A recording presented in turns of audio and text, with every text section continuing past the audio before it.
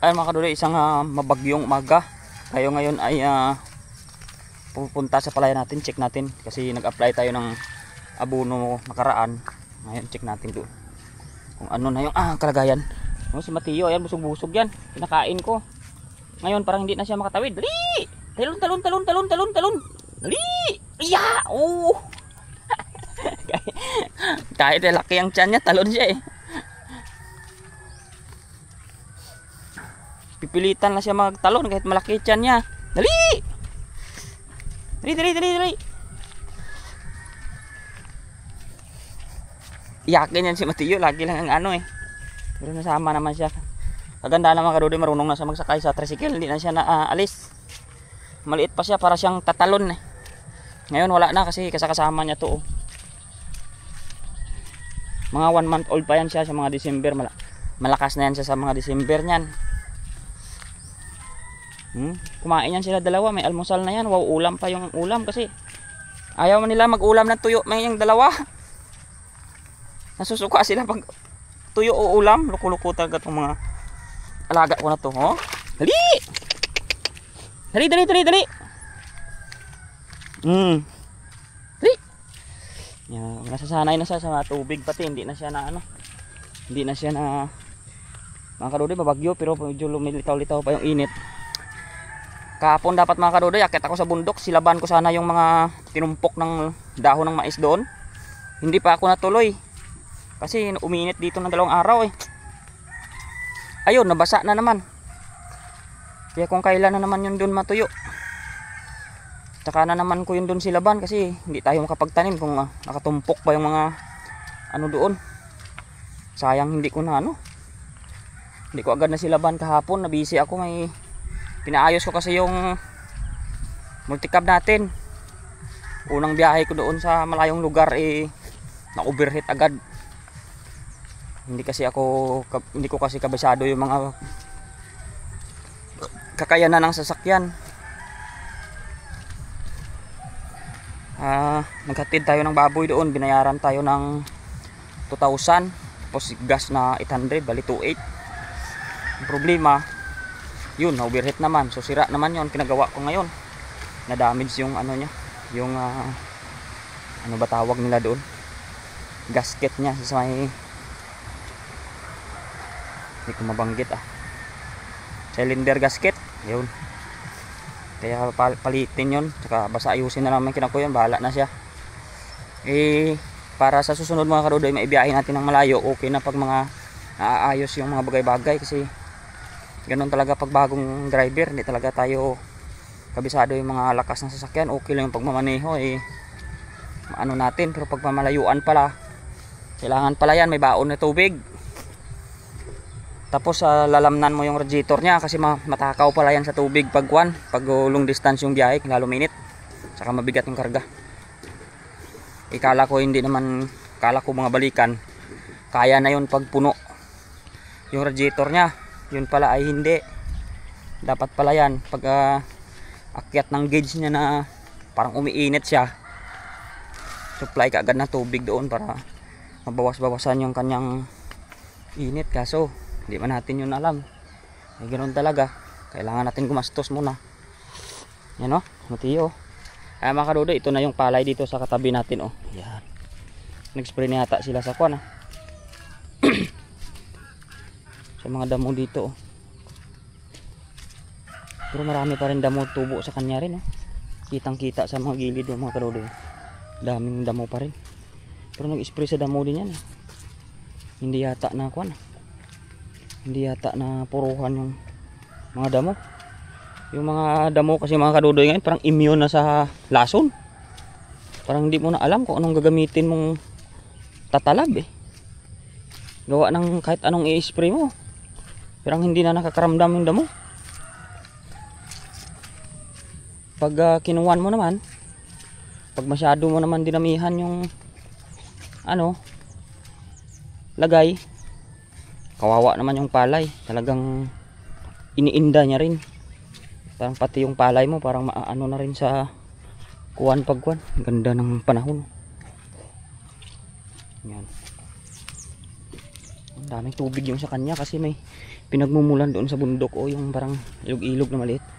O tingnan mo mga karudoy dito na yung nabunuhan natin, parang hindi pa naka-recover yung mga hulip. Pero yung palay okay naman na. Parang kumapal na siya, pero yung hulip, yung mga hulip dito naninilaw-nilaw pa. Hindi pa totally naka-recover, lalo dun sa baba. Kitang-kita pa, hindi pa sila pantay. Mga isang buwan yan bago magpantay yung mga ano nila yan. May mga ano pa nga oh. May mga alaga tayo. Kain-kain sila. Lumalabas talaga yung kuhol pagwan. Matubig-tubig ba?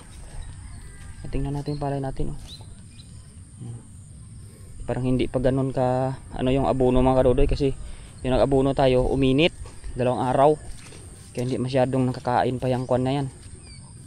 Yung ating palay. Tingnan natin, may mga kwan nga oh. May insekto yan pag ganyan. Natin oh. Tingnan natin kung may ano yung dahon niya.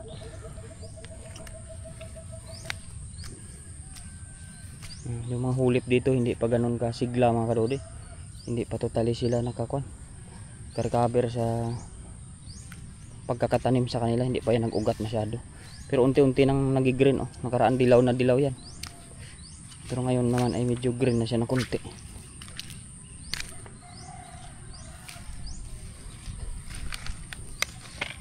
Ikot-ikot lang tayo dito mga karudoy, gawa ng kwan. Tingnan natin kung may pekto na sa yung abono natin. Yan pa yung marka oh. Hindi pa masyadong kwan yan. Hindi pa nakakain ng maayos yan. Ayan pa yung mga kwan ng abono. Siyempre kakaulan lang ngayon mga karudoy. Mga ano ba ngayon? 8, 9, 10, mga 11 yan. Nakikita na rin natin yan siya. Na talagang kumain na siya ng abono. Gawin natin ngayon, pakawala natin ng kwan. Tanggalan natin ng ano yung kwan para yung tubig. Kasi nasa lupa na yan, natunaw na yan. Para makapagpasuwi tayo ng palay. Hindi naman yan siguro iinit ng kwan. Lagi naman na ulan. Kaya tayo ito, ganyan. Tanggalan natin ng palaman ng tubig yan. Para maganda yung sipa ng ugat ng palay natin. Kasi pag lubog yan sa tubig ng karudoy, hindi magano yan.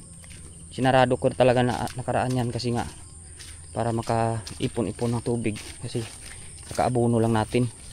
Pero ngayon naman na tapos na tayo mag-abono, pwede na natin ito tanggalan ng harang para pakawala tayong tubig. Ha? Iyak-iyak ka na naman? Aray ko. Yan. Piu! Dading, dading, dading, dading! Tara, tara, tara, tara! Dali!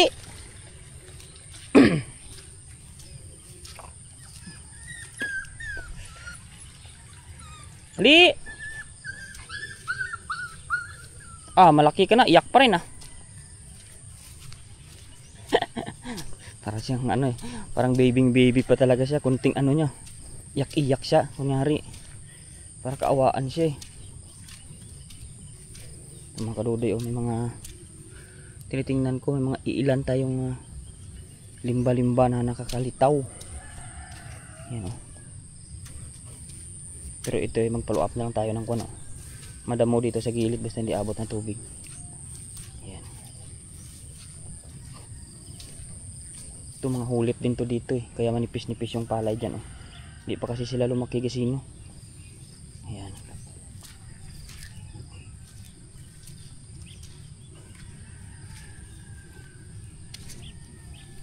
Si Lucas malaki na yan. Yan dito mga karudoy. Marami pa nga tayong mga kaibigang kuhol yan lumalabas sila. Kaso malaki ng palay kaya medyo hirap na sila kuha ng pagkain.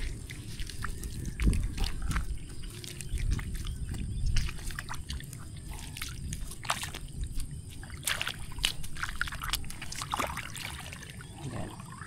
Pakawalan natin para Lucas. Yan hindi pa masyado tumalab yung kuan natin. Pero pumuputi na yung ano niya mga kadodoy, ugat ng mga una natin kuan. Epekto yan ng kuan natin pa siguro. Agrosol na spray. Maganda rin yung agrosol kasi lumalakas yung ugat ng palay. Talagang kitang kita mo yung kuan niya. Ito din mga kadodoy, lubog. Yan o, pag nag-abuno ka, ito yung kasunod yun mga kadodoy. Punggos yan, ayan o. Kaya pagkakuan, spray tayo. Punggos. May kuan na o. May indikasyon na siya. Kapag hindi mo to tiningnan, ay mahirap. Yan o, yung mga iilan yan. Kakalat yan eh. Kasi hindi tayo nakapag-spray ng punggos ng karaan. Kaya dapat natin to kuan. Spray tayo ng fungicide dito talaga.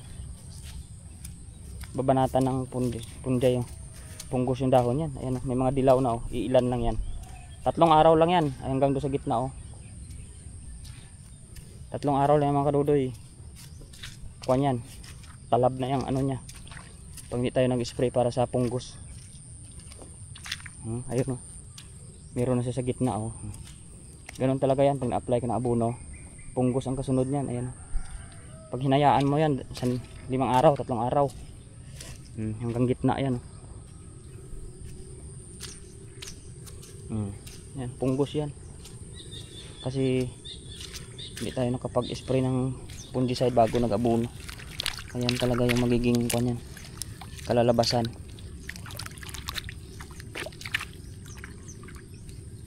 Ayan.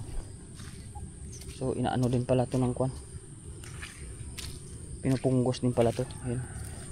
Dahon ang kuan yan eh, tinitira ng punggos.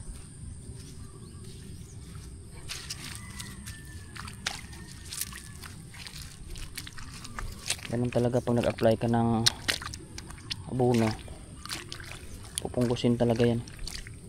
Kaya kailangan natin mag spray na naman ng kuan para sa punggos. Punggos yan, dadami pa yan sa susunod na araw pag hindi natin to inano. Yan o.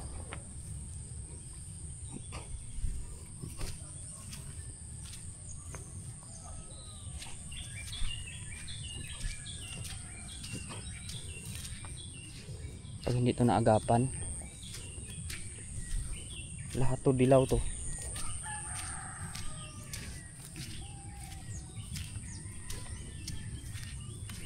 Napakawala natin tubig.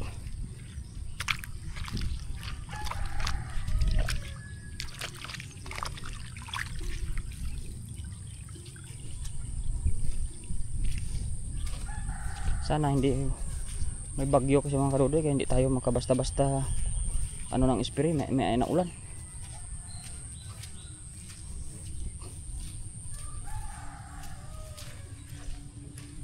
Ganun talaga pag inabunuhan mo yan. Ganun talaga punggos yan. Ayan. Kita mo yan. Babanatan talaga punggos yan. Dito nga halos hindi makasibol yung mga kulip dito.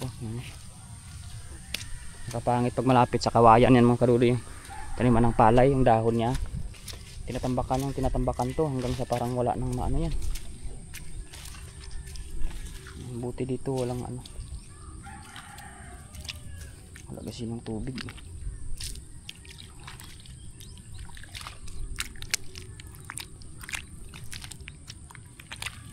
Si Lucas na mawalaan dun.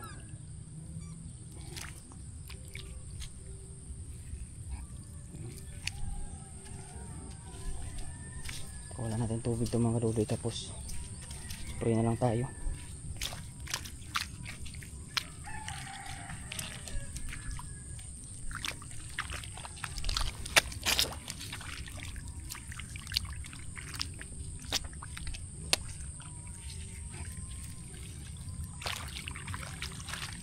Kaya ito mga kadodoy, pag halimbawa ikaw ay nagpapaano lang sa tao, hindi mo alam kung tine-check ba nila ito every 3 days o 2 days. Kasi itong mga sakit ng palay mabilis lumaghanap to eh. Ngayon okay pa yan, pagtingin mo. Pagdating mo bukas, iba na yan. Ngayon na araw, lalo insekto, mabilis kumalat yan.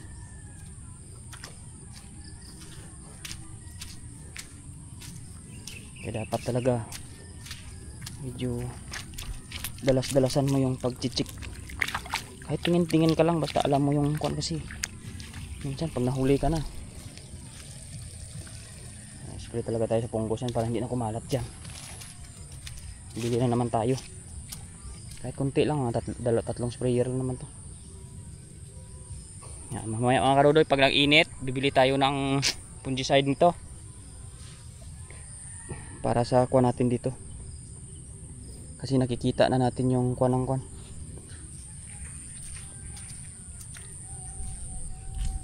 Kuan ng punggos talagang titira talaga yan, kasi nakapag-abuon na tayo. Ayan, yan yung mga dahon yan, naninilaw yan, punggos yan, mabilis yan dumami. Ayan o, iba na o. Iba naman yung mga kuan, yung mga kadudoy, ano, mamatay yung hulip. Kuan yan, yung tinatawag na suhong sa amin dito. Kinakagat niya yung ugat, palay natin sa lalim. Hindi mo naman yan mapupuksa lahat yan. Ang ano nito kasi pag matubig siya, dapat yan tuyo. Pero kahit tuyo naman minsan mga kadudoy, kaya niya naman anuhin yan. Ginangat-ngat niya kasi yung ugat ng kuan yan, palay. Yan, pagka kuan ay pakulan natin tubig. Tamang-tama yan, kung hindi mamaya sunod na araw makapag-spray tayo ng kuan. Sana hindi uulan kasi sayang yung lason, kasi pag pipilit lang tayo na maulan naman.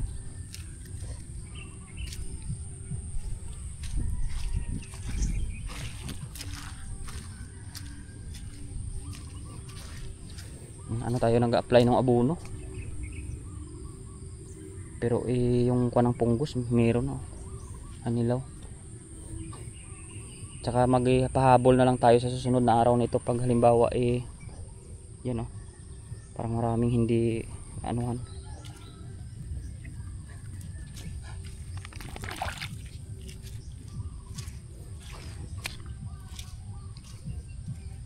Yung mga kuhol tuwang-tuwa oh. Yan mga kadodoy, maraming tubig tong dito, kaya bawasan natin. Tingnan natin para makapag-spray tayo ng punggos bukas. Sa kanila nga ganun din yung mga mamatay din na dahon, gawa ng kanyan suhong, nakagat nila yung ano. Hindi naman to karamihan, pero kailangan natin mapuksa talaga. Pangit na to pag naninilaw na yung kuha natin talaga. Palay okay na to, basa naman tong lupa, kaya pakawala na natin na tubig.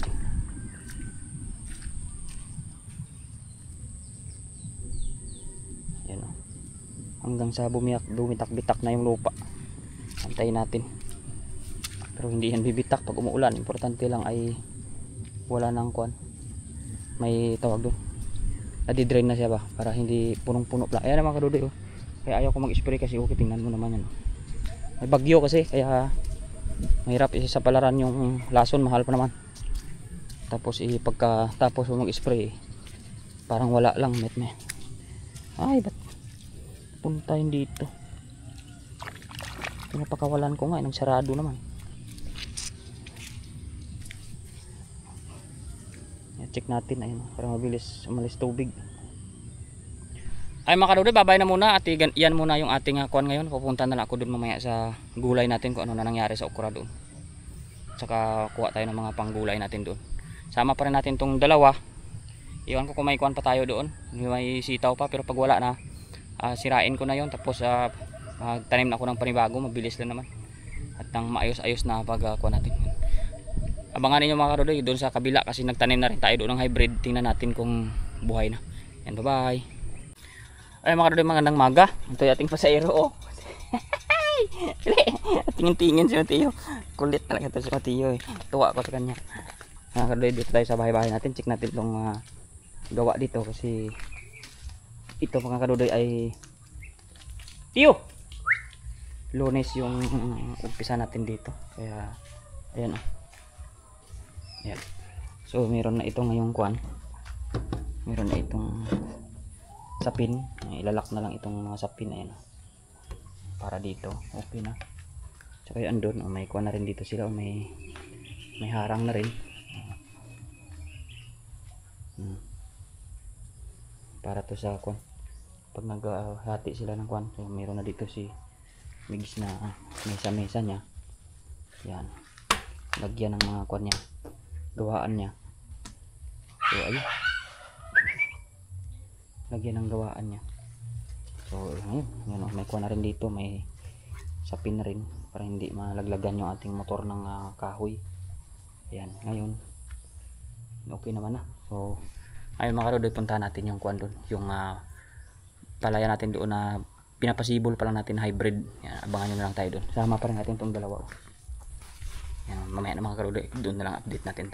Kung kayo doon mamaya. Yan, ang kahoy natin medyo nabasa konti, pero okay to. Tara na tiyo, alis tayo. Yan mga karodoy, babay na muna, mamaya na. Ayun mga karodoy, andito na tayo ngayon sa garden. Tingnan na natin yung okra natin doon, kung maganda ba yung ano nya, yung mga kalabasa mga karodoy. Talagang ngayon pa lang lumalaban sa damo, pero iba wala naman na. Mababa na tong damo mga karodoy, hindi ito kagaya na karaan. Sa susunod tatanim pa tayo doon sa kabila. Ngayon kuhan muna tayo, bisibisihan. Wala na yung sitaw natin, wala na halos bunga. May bunga, magugulang. Yan.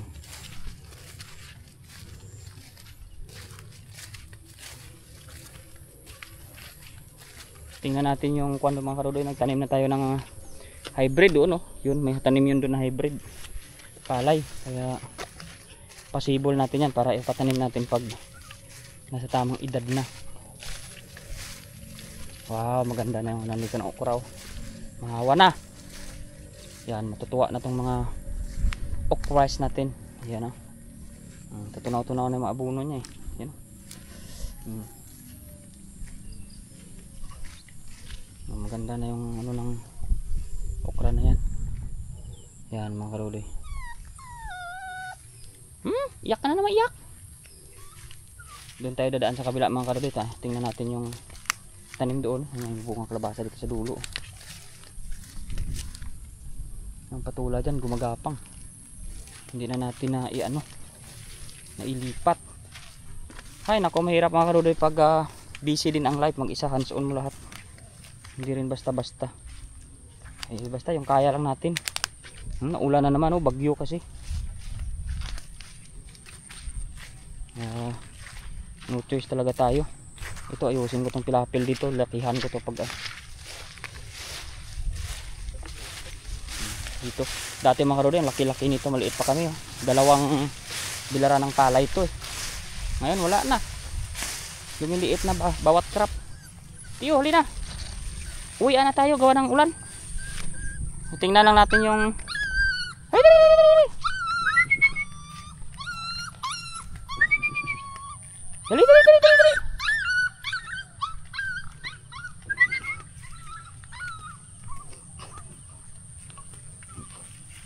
Mga karodoy, naulan na talaga. Yan, kung mapapansin ninyo ay may tanim na tayo dito. Katanim natin, wah, ang daming kuhol mga karodoy. Hindi na natin nakuha isang araw. Kuhanan talaga natin ito mga karodoy. Banatan natin ito ng force meal. Marami pa itong makakain sa ilang araw sila dyan. Ang liliit, parang mga mais at saka kwan.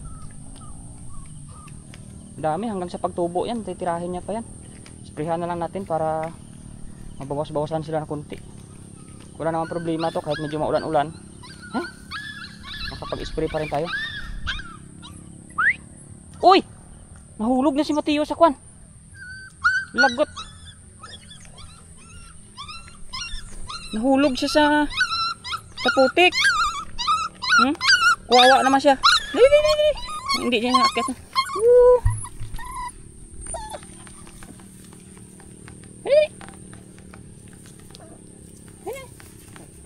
Tara.